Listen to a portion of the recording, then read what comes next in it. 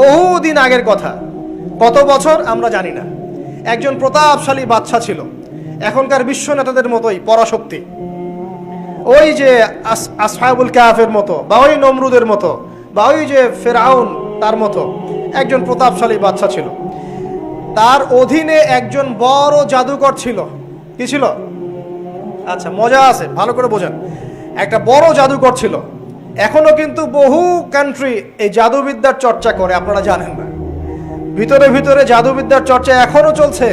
আর এই জাদু সত্য, জাদু সত্য, চোখের বদনজরও সত্য। সায়েন্স বিশ্বাস করুক না করুক, এগুলো সত্য। কারণ কোরআন বলেছে সত্য, ব্যাস সত্য। জিন সত্য নাকি মিথ্যা? ফেরেশতা সত্য না মিথ্যা? কবরের আযাব সত্য না মিথ্যা? এগুলো তো চোখে দেখা যায় না, বিশ্বাস করলেন কিভাবে? এই চোখে দেখা যায় না বিশ্বাস করেছেন বলেই তো আপনি মৌলবাদী। চোখে দেখা যায় না, অহেতুক বিশ্বাস করছেন, অতএব আপনি একজন মৌলবাদী মানুষ। বুঝতে পারছেন তো? এই বিষয়গুলো বিশ্বাস না করলে কি আপনি মুমিন হতে পারবেন? আচ্ছা, কবরের আযাব সত্য না মিথ্যা আমরা বিশ্বাস করেছি, তোমরা মরার পরে বিশ্বাস করো। আমরা মরার আগেই বিশ্বাস করেছি, তোমরা মরার পরে বিশ্বাস করো। তারপর তোমরা পাক্কা মৌলবাদী হয়ে যাবে। যখন মরার পরে যখন কঠিন কবরের আযাব শুরু হবে, দেখবা যে আইনাল ইয়াকিন। ইয়াকিন কয়েক প্রকার হয়। একটা হচ্ছে আপনার আইনাল ইয়াকিন, হাক্কুল ইয়াকিন, এরকম কথা আছে কোরআনে। মানে আইনাল ইয়াকিন মানে যে চোখে দেখলাম এবার বিশ্বাস করবে। রব্বানা আবসারনা ওয়া সামি'না ফারজি'না না'মাল সালিহান ইন্না মুকিনুন। আছে না সূরা আলিফ লাম মিম সিজদা? হাফেজে কোরআন যারা আছেন, আল্লাহর সামনে জাহান্নামীরা বলবে, রব্বানা, হে আমাদের রব, আবসারনা, এই যে দেখলাম, তোমার আযাব দেখেছি আমরা, এখন পরকালের কথা। ওয়া সামি'না, এই যে শুনতে পাচ্ছি এখন আযাব। ফারজি'না, আমাদেরকে ফিরিয়ে দিন। কোথায় ফিরিয়ে দিবে? দুনিয়ায়। না'মাল সালিহান, আমরা সৎ কাজ করব। ইন্না মুকিনুন, আমাদের ইয়াকিন হয়ে গেছে এখন। তার মানে সবাই বিশ্বাস করবে একদিন না একদিন, তাই তো? এই ঈসা ইবনে মারইয়ামকে যে মানুষ বলছে ক্রুসিফাইড, তাকে ক্রুসিফাইড করা হয়েছে, তিনি মারা গেছেন, নাউজুবিল্লাহ, বলা হচ্ছে না? আচ্ছা, ঈসা ইবনে মারইয়াম যখন নেমে আসবেন সবাই বিশ্বাস করবে না? সূরা মাইদায় এই জন্যই বলা হচ্ছে যে ঈসা ইবনে মারইয়ামকে যখন পাঠানো হবে, একজন আহলে কিতাব বাকি থাকবে না যে তার প্রতি ঈমান নিয়ে আনবে না। এমন একজন মানুষ তখন খুঁজে পাওয়া যাবে না যে তার প্রতি ঈমান আনবে না আহলে কিতাবদের মধ্যে। ঈসা ইবনে মারইয়ামকে ক্রুসিফিকশন করা হয় নাই। ঈসা ইবনে মারইয়ামকে আল্লাহ রাব্বুল আলামিন তার কাছে উঠিয়ে নিয়েছেন। আর যে আল্লাহ পুরো মহাবিশ্ব চালাতে পারেন, সে একজন মানুষকে উঠাতেই পারেন। এটার এমন কি বিষয় যে আল্লাহ রাব্বুল আলামিন আপনার দেহের মধ্যে রূহ রেখে দিয়েছেন, যার হুকুমে বের হয়ে চলে যাবে, সে আল্লাহ রাব্বুল আলামিন রাসূল সাল্লাল্লাহু আলাইহি ওয়াসাল্লামকে মেরাজে উঠিয়েও নিতে পারেন। সিম্পল। এটা অবিশ্বাস করার কি আছে? আসুন সামনে যাই। এখানে যে বিষয়টা, যে বহুদিন আগে এরকম প্রতাপশালী বাদশার অধীনে একজন জাদুকর ছিল। এই জাদুকরের যখন বয়সটা বুড়ো হয়ে গেল, তখন সে তার ওই বাদশাকে বলছে যে আমার তো বয়স শেষ, আমার এই বিশাল জ্ঞানগুলো কি করব? আমাকে একজন বালক এনে দিন, যেই বালককে আমি এসব জাদুবিদ্যা শিখিয়ে দিব। ওই যেরকম ছোট বাচ্চাদের মধ্যে একজন। তো এরকম একটা ফুটফুটে সুন্দর বাচ্চাকে খুঁজে বের করা হলো, যে বাচ্চাটা বিচক্ষণ। একে নিয়ে আসা হলো জাদুকরের কাছে। এবার জাদুকর তাকে জ্ঞান শিখায়, জাদু শিখায়। জাদু শিখাতে শিখাতে শিখাতে শিখাতে সে একটু পরিণত হচ্ছে, মানে কৈশোরে পদার্পণ করল। এখন সে যখন জাদু শিখতে আসে, আসার পথে রাস্তায় দেখে একজন পাদ্রী আছে। পাদ্রী মানে কি? পাদ্রী মানে দরবেশ, মানে যে আল্লাহ বিশ্বাস করে, হয়তো আগেকার আসমানি কিতাবে সে বিশ্বাস করত। এমন একজন পাদ্রীর সন্ধান সে পায়। সে ওই পাদ্রীর কাছে গিয়ে বসে। সেই পাদ্রী তাকে আসমানি কিতাবের যে মর্ম, যে বাণী, এগুলো শোনায়। তার কাছে খুব ভালো লাগে যে মাশাআল্লাহ, এটা ঈমানের স্বাদ। যখন কোরআন শুনি আমাদের ভালো লাগে না? আসমানি কিতাব যখন শুনে তার কাছে ভালো লাগে। সে বলে যে আমি এটা শিখতে চাই। তখন এই পাদ্রী তাকে বলে, তুমি তো জাদু শিখতে যাও এই বাদশার দরবেশের কাছে, বাদশার জাদুকরের কাছে, যদি ওরা জানতে পারে তাহলে তো সমস্যা। তাহলে উপায় কি? যখন তুমি ওখানে যাবে, যখন দেরি হয়ে যাবে, তখন বলবে বাসার থেকে বের হতে দেরি হয়েছে, বাসার থেকে বের হতে দেরি হয়েছে। আর আমার এখানে বসে যখন বাসায় যাবে, তখন বাসায় গিয়ে বলবে যে ওখান থেকে, ওই যে জাদুকরের কাছ থেকে আসতে দেরি হয়েছে। মানে কৌশল অবলম্বন করতে তিনি শিক্ষা দিলেন। কৌশলের প্রয়োজন আছে না? উদউ ইলা সাবিলি রাব্বিকা বিল হিকমা, হিকমার দরকার আছে না? সত্য থেকে সরে গিয়ে নয়, কিন্তু কৌশল তো করার দরকার আছে। নবী সাল্লাল্লাহু আলাইহি ওয়াসাল্লাম যে হিজরত করেছেন, মক্কা থেকে মদিনা চলে গিয়েছেন, সবাইকে জানান দিয়েছিলেন, এই শোনো আমি হিজরত করছি? জানান দিয়েছেন? রাতের বেলা বের হয়েছেন, কৌশল, রাতের বেলা বের হন নাই, এবং তাকে মারার জন্য চারপাশ থেকে লোক ঘিরে রেখেছিল। এর মধ্য দিয়ে আল্লাহ রাব্বুল আলামিন তাকে বের করে নিয়ে গেছেন। তিনি কি সবার সামনে ফেসবুকে জানান দিয়েছেন, এই দেখো আমরা বেরোচ্ছি? তো তোমরা তো কৌশলই বুঝো না দিনের কাজের, যে কাজ হবে 1%, আই ওয়াশ হবে 99%। এখনকার এই যুগ, হ্যাঁ, দিনের কাজ হবে 1%, আই ওয়াশ শোডাউনই বেশি। এই শোডাউন করতে করতে মানুষের চোখ লাগে, যত চোখ লাগে তত সমস্যা সৃষ্টি হয়, এবং আস্তে আস্তে আস্তে আস্তে দিনের দায়রা মাইনাস হতে থাকে। এই যে এই বিষয়টার পিছনে তোমরাও দায়ী, কৌশল তো বোঝো না। তো স্মার্ট এবং বিচক্ষণ মুসলিমদের বড় অভাব আছে এখন পৃথিবীতে। যতক্ষণ পর্যন্ত বিচক্ষণতা অর্জিত হচ্ছে না, ততক্ষণ পর্যন্ত ইসলামের বিজয় হচ্ছে না, এটা মাথায় রাখেন। তারপর সামনে যান। এবার এই বাচ্চা খুব সুন্দর করে ব্যালেন্স করলো, একবার এখানে যায়, একবার ওখানে যায়। এই করতে করতে ওই যে জাদুকরের ইন্তেকাল হয়ে গেল, মারা গেল জাদুকর। এবার এই বাচ্চার কাছে মাশাআল্লাহ অনেক এলেম কালাম আছে। এদিকে সে পাদ্রীর জ্ঞানে দীক্ষিত হচ্ছে। দীক্ষিত হতে হতে তার মধ্যে আল্লাহ পাকের প্রতি একটা পরিপূর্ণ ঈমান চলে আসে, সে মুসলিম হয়ে গেল, আলহামদুলিল্লাহ।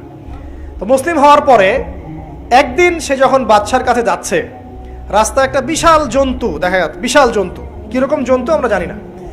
ঠিক আছে, দাব্বাতুল আরদ সামনে বের হবে। কিয়ামতের 10টা নিদর্শন আছে বড় বড়, তার মধ্যে একটা হচ্ছে দাব্বাতুল আরদ, জমিন থেকে ফুড়ে একটা প্রাণী বের হবে। আর এখন মানুষ এগুলো বিশ্বাস করবে না, আমি জানি। 2 দিন পর নাসা যখন বলবে তখন বিশ্বাস করবে। কথা কি বুঝতে পারছেন? তবে প্রাণী এই পৃথিবীর নিচে আছে। রাসূল সাল্লাল্লাহু আলাইহি ওয়াসাল্লাম বলছেন 10টা আলামত না আসা পর্যন্ত কিয়ামত হবেই না। তার মধ্যে একটা হচ্ছে দাব্বাতুল আরদ, জমিন থেকে একটা প্রাণী বের হবে। এবং এই প্রাণী শুধু বেরই হবে না, মানুষের সাথে কথাবার্তা বলবে।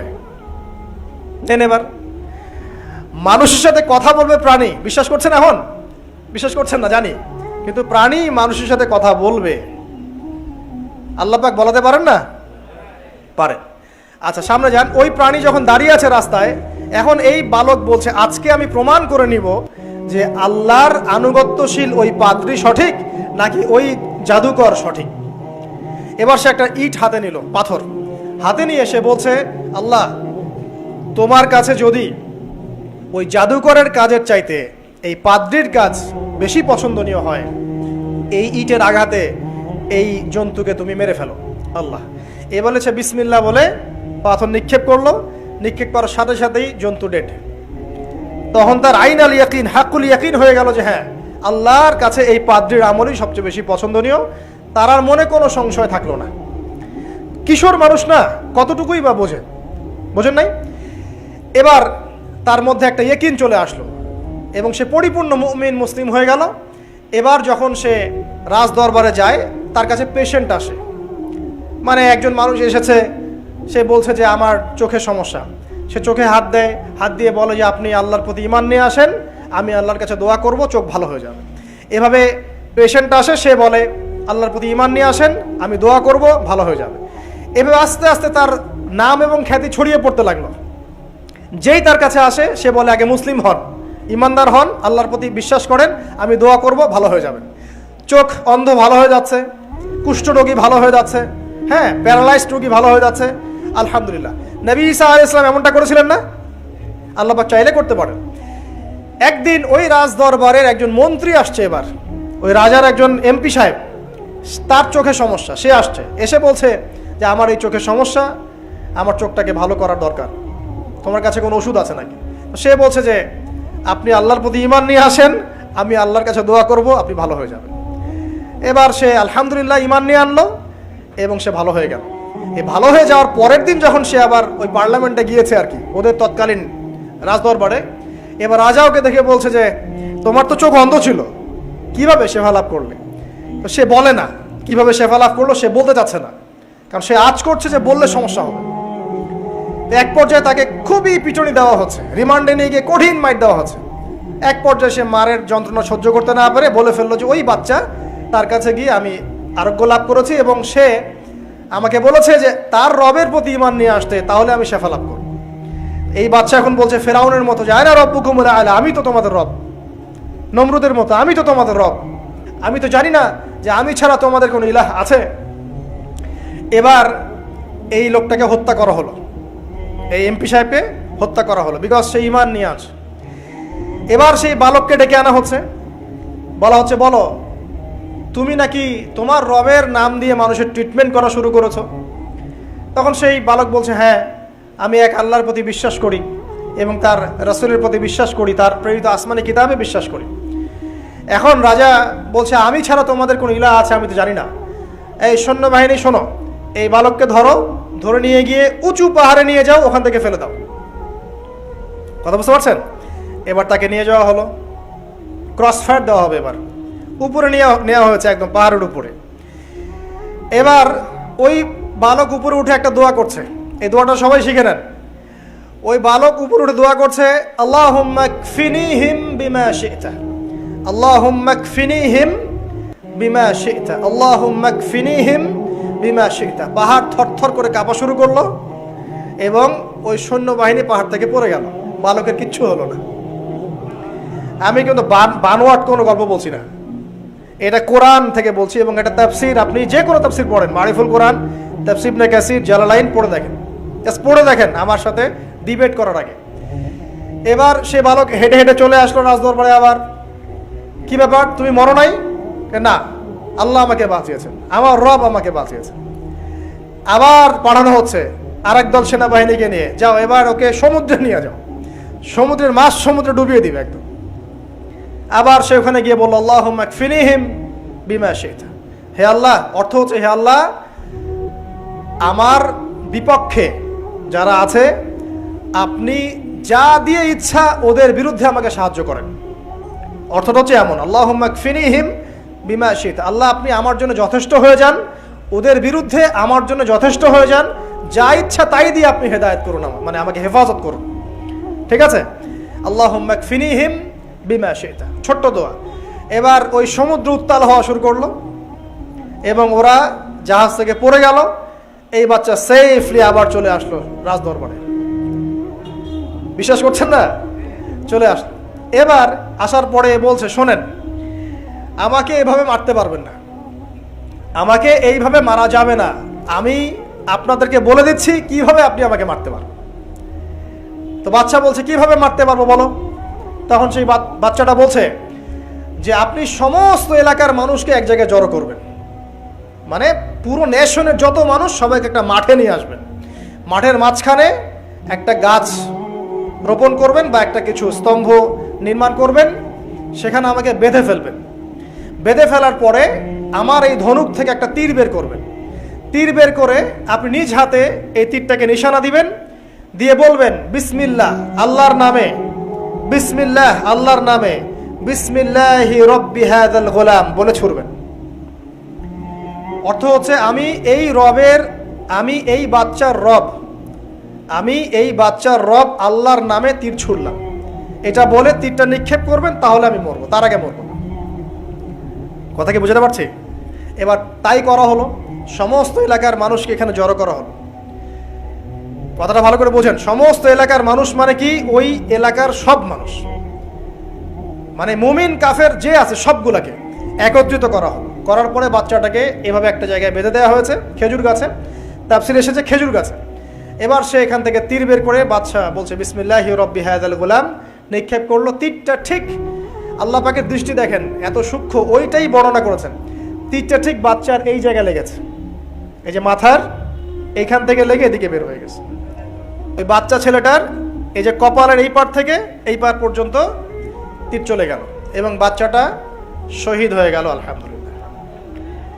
এবং এই বাচ্চাটা যখন মারা গেল বা শহীদ হয়ে গেল, আর সারা এলাকার মানুষ কি দেখলো, দেখলো যে বাদশা তাকে দুইবার চেষ্টা করে মারতে পারে নাই, কিন্তু তার রবের নাম যখন নেওয়া হয়েছে, আল্লাহর নাম নেওয়া হয়েছে, মারতে পেরেছে।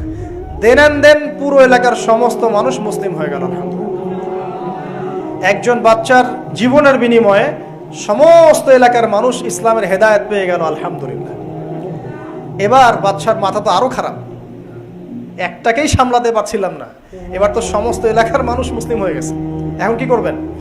এখন সেনাবাহিনীকে আদেশ করা হয়েছে সমস্ত মানুষগুলোকে জড়ো করো, জড়ো করে একটা গর্ত খোঁড়ো একটা গর্ত খুঁড়ে সেখানে আগুন জ্বালাও, আগুন জ্বালিয়ে সমস্ত মানুষকে ফেলে দাও। দৃশ্যটাকে কল্পনা করতে পারছেন? একটা পুরো এলাকার মানুষকে একটা মাঠের মধ্যে একত্রিত করে সেখানে আগুন জ্বালিয়ে সবাইকে সেখানে ফেলে দেওয়া হলো এবং তারা চতুর্দিক থেকে এটাকে অবলোকন করতে লাগলো, মজা উপভোগ করতে লাগলো। এটাই আল্লাহ পাক বলছেন, কুতিলা আসহাবুল উখদুদ ইয হুম আলাইহা কুউদ ওয়া হুম আলা মা ইয়াফআলুনা বিল মুমিনিনা শুহুদ। শেষ পর্যায়ে তাফসীরে এসেছে, শেষ পর্যায়ে একজন মায়ের কোলে একটা ছোট্ট বাচ্চা ছিল। তো সেই মা নিজে লাভ দিবে এটাতে তার কোনো সমস্যা নেই, কিন্তু বাচ্চাটাকে নিয়ে লাভ দেওয়ার জন্য সে ইতস্তত বোধ করছে। তখন আল্লাহ রাব্বুল আলামিন সেই ছোট্ট বাচ্চাটার কোলে, সেই ছোট্ট বাচ্চাটার জবানের মধ্যে আল্লাহর কুদরত নিদর্শন নাজিল করলেন। ওই বাচ্চাটা কথা বলা শুরু করলো। সেই বাচ্চাটা বলল, ইয়া উম্মা, হে আমার মা, লা তাখাফি, তুমি ভয় করো না, ফাইন্নাকি আলাল হক, কারণ আপনি সত্যের উপর আছেন, লাভ দিন। যারাই সে অগ্নিকুণ্ডে সেদিন লাভ দিয়েছে তারাই জান্নাতের স্বাদ পেয়েছে, আলহামদুলিল্লাহ। এই হলো আসহাবুল উখদুদের ঘটনা, যেটা আল্লাহ রাব্বুল আলামিন সূরা বুরুজের মধ্যে বলেছেন। এখানে একটাই শিক্ষণীয় বিষয়, ঈমান এর শক্তি। একজন ছোট্ট বালকের মধ্য দিয়ে কিভাবে আল্লাহ রাব্বুল আলামিন পুরো নেশনকে হেদায়েত করতে পারেন, এবং আল্লাহ রাব্বুল আলামিন সমস্ত পরিকল্পনার উপরে মহা পরিকল্পনাকারী, এবং আল্লাহ সুবহানাহু ওয়া তাআলা তাদেরকে চিরস্মরণীয় করে রেখেছেন কোরআনের পাতায়। কিয়ামত পর্যন্ত মানুষ এই ঘটনা পড়বে, তাদের থেকে শিক্ষা গ্রহণ করবে না? তা আল্লাহ রাব্বুল আলামিন সবচেয়ে বেশি স্মার্ট না আমরা সবচেয়ে বেশি স্মার্ট? এরপরে আল্লাহ রাব্বুল আলামিন বলছেন যে তারা ঈমান আনা ছাড়া অন্য কোনো অপরাধ করে নাই। এই মুমিন যারা ছিল, আগুনে লাফ দিয়েছে, এদের কি কোনো অপরাধ ছিল? এদের কোনো অপরাধ ছিল? কি অপরাধ ছিল? তারা শুধুমাত্র কি ছিল? মুমিন ছিল। ঈমান আনার ফলে তাদের এই পরিণতি হয়েছে, তাদেরকে অগ্নিকুণ্ডে লাফ দিতে তারা বাধ্য হয়েছে। যারা দিয়েছে তারা কি জান্নাতি না জাহান্নামী?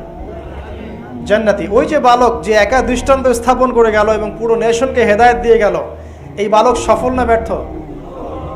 আল্লাহ রাব্বুল আলামিন যদি চান তাহলে এরকম একজন দুইজন মানুষকে দিয়েও পুরো নেশনকে হেদায়েত করাতে পারেন, এবং যেটা হয়ে গেছে আগে সেটা এই যুগেও সম্ভব। সম্ভব না? শুধু সম্ভবই না, বরং আপনাদের চোখের সামনে এটা হয়েছেও, কিন্তু আপনারা সেটা বুঝতে পারেন নাই। আপনাদের চোখের সামনে যুগের পর যুগ এমন ঘটনা ঘটেছেও, কিন্তু আপনারা হয়তো বুঝতে পারেন নাই, ধরতে পারেন নাই। আল্লাহ রাব্বুল আলামিন এমন মানুষদেরকে দিয়ে পুরো নেশনকে হেদায়েত করেন।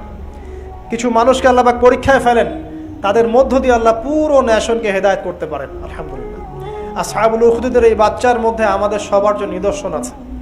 আল্লাহ পাক আমাদের সবাইকে প্রকৃত ঈমানদার হওয়ার তৌফিক দান করুন, বেশি বেশি আমাদের সালেহ করার তৌফিক দান করুন, ঈমানের উপর দৃঢ় থাকার তৌফিক এনায়েত করুন, এবং দৃষ্টান্ত স্থাপন করার তৌফিক দান করুন, এবং যে কোনো রকম দৃশ্য অদৃশ্যের বিপদ আপদ বালা মুসিবতের বিপক্ষে আল্লাহ পাকই যেন যথেষ্ট হয়ে যান। আমিন।